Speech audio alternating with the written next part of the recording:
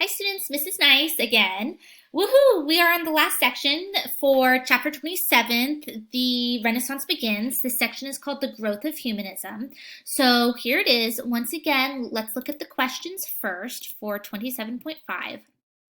What did Renaissance humanists believe about people's abilities? What subjects from ancient times did humanists study and explore? 3.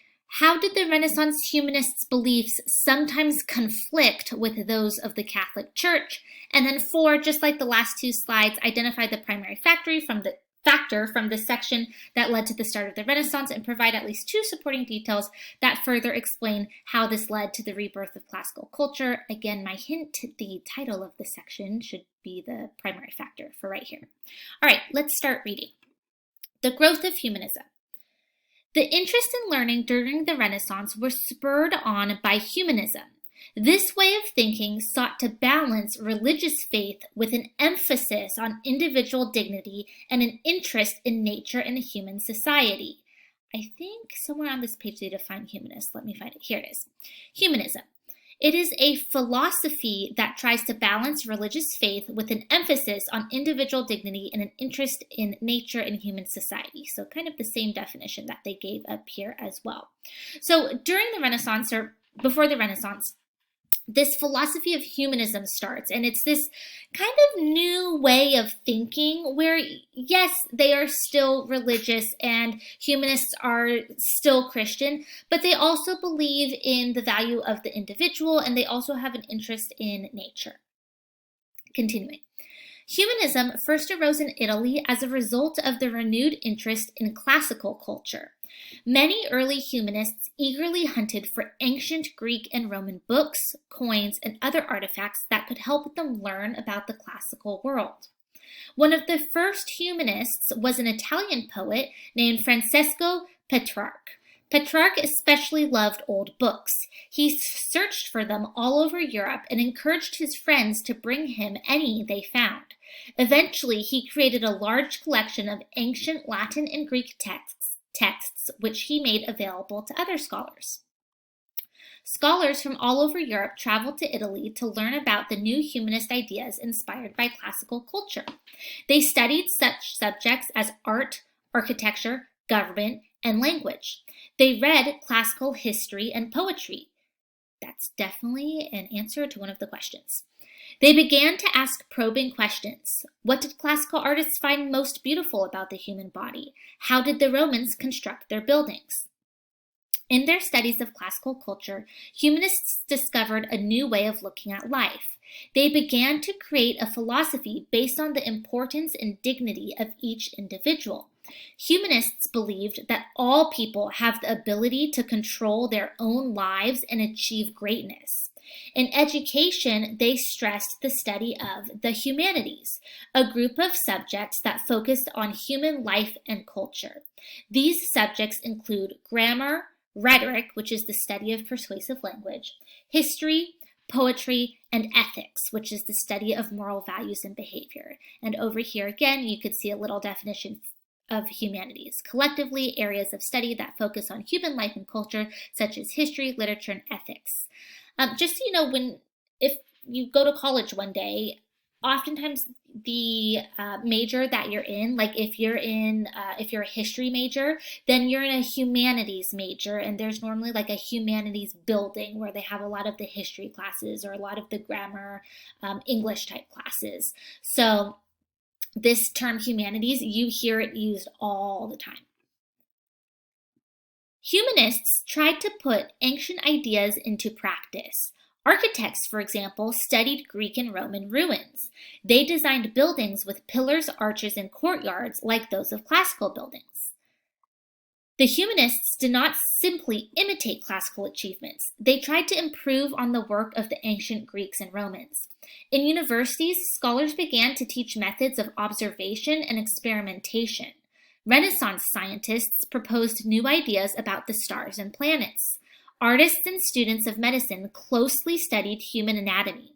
Poets wrote about both religious subjects and everyday experiences. Writers produced works of history and studies of politics. The influence of classical ideals changed ideas about government.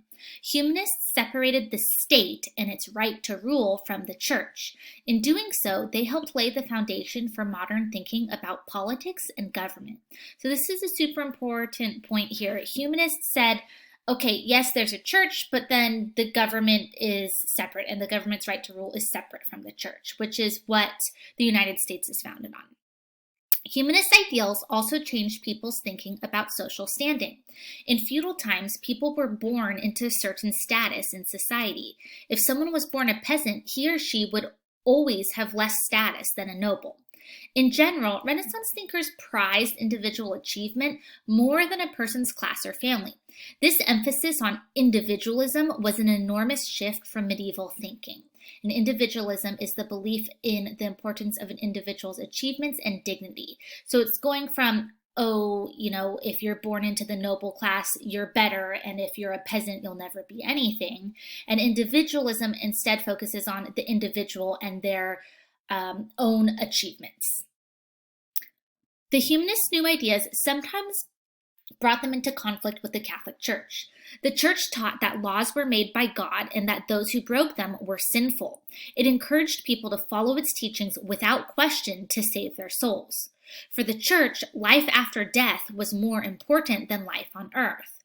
In contrast, humanists believed that people should use their minds to question everything. Most tried to balance religious faith and its emphasis on the afterlife with an active interest in daily life. Some directly challenged teachings that were important to the Church. An Italian humanist, Giordano Bruno, paid for his ideas by being burned at the stake.